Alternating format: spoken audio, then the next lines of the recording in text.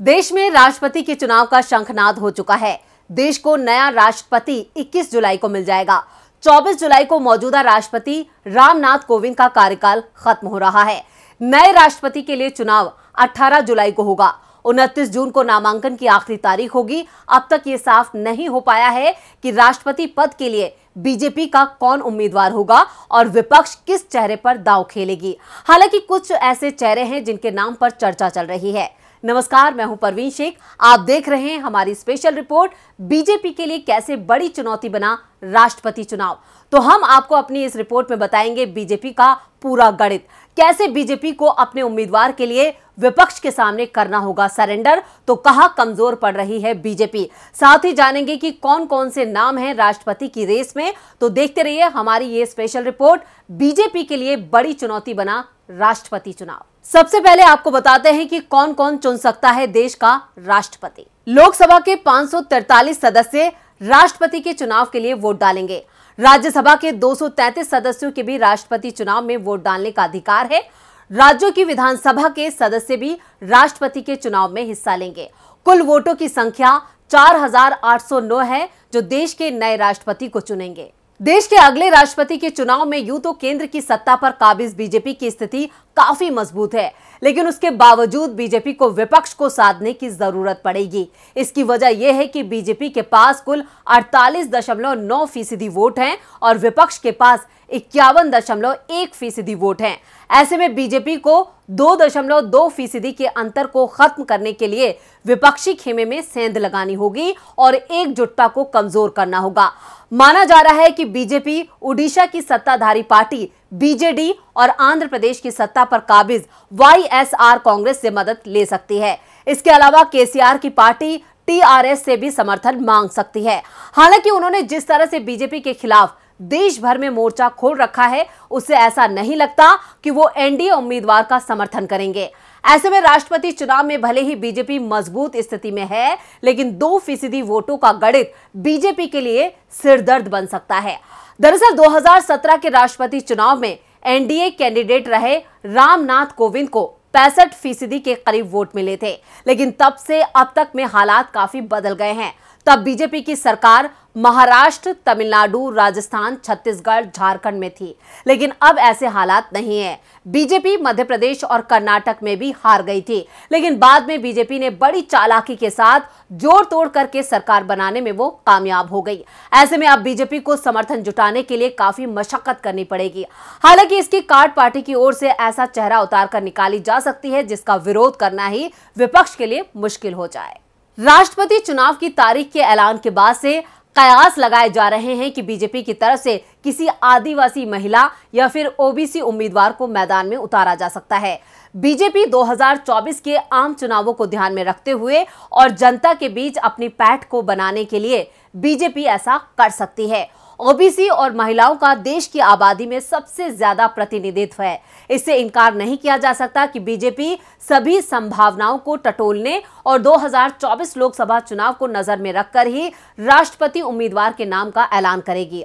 खबरों की माने तो इस बार देश को कोई महिला राष्ट्रपति भी मिल सकती हैं।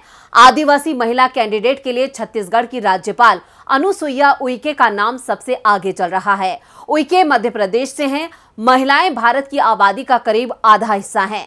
पीएम मोदी कई मौकों पर कह चुके हैं कि महिलाएं बीजेपी का वोट बैंक हैं। ऐसे में अनुसुईया उइके एक महिला के साथ साथ आदिवासी भी हैं। ऐसे में बीजेपी उनके नाम पर भी मोहर लगा सकती है। आदिवासी चेहरे पर दांव लगा सकती है बीजेपी। मध्य प्रदेश के छिंदवाड़ा में 10 अप्रैल 1957 को जन्मी अनुसुईया उइके का लंबा राजनीतिक जीवन रहा है। कॉलेज के वक्त से राजनीति में कदम रखने वाली अनुसुईया ने बीजेपी संगठन को मजबूत करने के लिए सक्रिय भूमिका निभाई है। 1985 में पहली बार विधायक बनी और 1988 में मध्य प्रदेश में महिला एवं बाल विकास विभाग की मंत्री भी रही। अनुसुईया उइके राज्यसभा सदस्य भी रह चुकी हैं। अनुसुईया उइके की दावेदारी काफी मजबूत मानी जा रही है। बीजेपी की तरफ से राष्ट्रपति पद के लिए उपराष्ट्रपति एम वेंकैया नायडू भी रेस में हैं। मौजूदा उपराष्ट्रपति वेंकैया नायडू की संभावना मजबूत बताई जा रही है। आंध्र प्रदेश से आने वाले वेंकैया नायडू पहली बार 1983 में विधायक बने थे। 1998 में बीजेपी ने उन्हें कर्नाटक से राज्यसभा का सदस्य बनाया था। वो अटल बिहारी वाजपेयी की सरकार और फिर नरेंद्र मोदी की सरकार में केंद्रीय मंत्री बने। वेंकैया नायडू 2017 से देश के उपराष्ट्रपति बने। बीजेपी की तरफ से मुस्लिम चेहरे के नाम पर भी मंथन चल रहा है।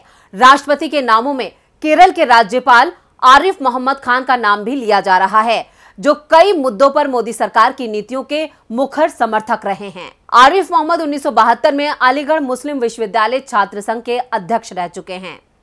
कांग्रेस के टिकट पर कानपुर और बहराइच से लोकसभा सांसद बन चुके हैं। 1986 में शाहबानो पर सुप्रीम कोर्ट के फैसले को रद्द करने के राजीव गांधी के फैसले के विरोध में उन्होंने कांग्रेस छोड़ दी थी।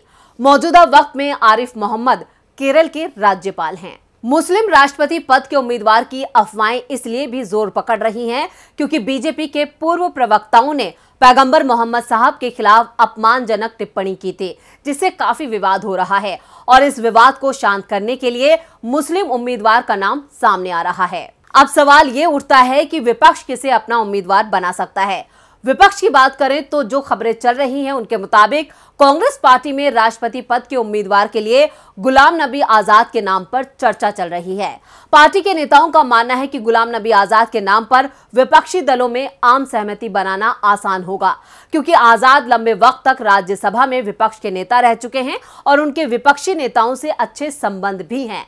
लेकिन अभी यह नाम फाइनल नहीं हुआ है। अगर कांग्रेस के नाम पर विपक्षी दलों में सहमति नहीं बनती है तो टीएमसी से भी विपक्षी उम्मीदवार का नाम सामने आ सकता है। अगर उस नाम पर बाकी विपक्षी दलों की सहमति बनती है तो कांग्रेस पार्टी भी उसका समर्थन कर सकती है। कांग्रेस पार्टी को ऐसा लगता है कि ऐसी स्थिति में विपक्ष मजबूती से राष्ट्रपति पद का चुनाव लड़ेगा। कांग्रेस का दावा है कि एनडीए के पास 48.9% वोट है, जबकि गैर एनडीए दलों के वोट की संख्या 51.1% है। सिर्फ यूपीए के दलों का वोट जो है वो 24 से 25% के करीब है और सभी विपक्षी दलों को मिला लें तो ये करीब 47% के करीब पहुंचता है। कांग्रेस नेताओं के मुताबिक सब कुछ बीजेडी और वाईएसआर कांग्रेस के रुख पर निर्भर करेगा, क्योंकि इन दोनों दलों का वोट करीब जो है वो 4% है। जबकि अगर पूरे विपक्षी दल एक साथ आते हैं तो विपक्ष के उम्मीदवार की जीत हो सकती है। अगर वोट एनडीए को मिल जाएगा तो उसके उम्मीदवार की जीत तय है। वैसे कांग्रेस के नेताओं को बीजेडी और वाईएसआर से समर्थन की उम्मीद ना के बराबर है, क्योंकि इन दोनों नेताओं ने हाल ही में प्रधानमंत्री मोदी से मुलाकात की है। अब ऐसे में कांग्रेस पार्टी विपक्षी दलों से बात करके एक ऐसे उम्मीदवार को उतारना चाहती है जिसके नाम पर एक राय हो और सत्ता पक्ष के उम्मीदवार को कड़ी टक्कर दे सके। बीजेपी अपने राष्ट्रपति उम्मीदवार को जीत दिलाने और ज्यादा से ज्यादा अंतर से जीत सुनिश्चित करने के लिए बीजेपी ने क्षेत्रीय दलों को साधने की तैयारी शुरू कर दी है। पार्टी एक तरफ जहां अपने सबसे पुराने सहयोगी नीतीश कुमार को अपने साथ बनाए रखने की पुरजोर कोशिश कर रही है, तो वहीं दूसरी तरफ विभिन्न राज्यों में सरकार चला रहे क्षेत्रीय दलों को भी साधने की कोशिश की जा रही है। देश का अगला राष्ट्रपति कौन होना चाहिए, इसे लेकर सोशल मीडिया पर भी चर्चा चल रही है। इन चर्चाओं में खासतौर से सोशल मीडिया में उम्मीदवार के रूप में जिन नेताओं या हस्तियों के नाम की चर्चा अधिक है उनमें केरल के राज्यपाल आरिफ मोहम्मद खान से लेकर फिल्म अभिनेता अमिताभ बच्चन तक का नाम शामिल है। ट्विटर पर कुछ लोगों ने राष्ट्रपति पद के उम्मीदवार के रूप में मूल रूप से ओडिशा की रहने वाली 2 बार की विधायक और 1 बार की राज्य मंत्री के रूप में कार्य कर चुकी और झारखंड की पहली महिला राज्यपाल द्रौपदी मुर्मू, छत्तीसगढ़ की राज्यपाल अनुसुईया उइके, तो कुछ ने रतन टाटा और कुछ ने उपराष्ट्रपति एम वेंकैया नायडू के नाम भी सुझाए हैं। तो कौन होगा देश का नया राष्ट्रपति, अब इसके लिए ज्यादा इंतजार नहीं करना पड़ेगा। 21 जुलाई को पूरी दुनिया जान जाएगी कि कौन होगा भारत का नया राष्ट्रपति। आपको हमारी ये रिपोर्ट कैसी लगी, नीचे कमेंट बॉक्स में अपनी राय जरूर दें और इस वीडियो को ज्यादा से ज्यादा लाइक करें और शेयर करें। देखते रहें डीबी लाइव। नमस्कार।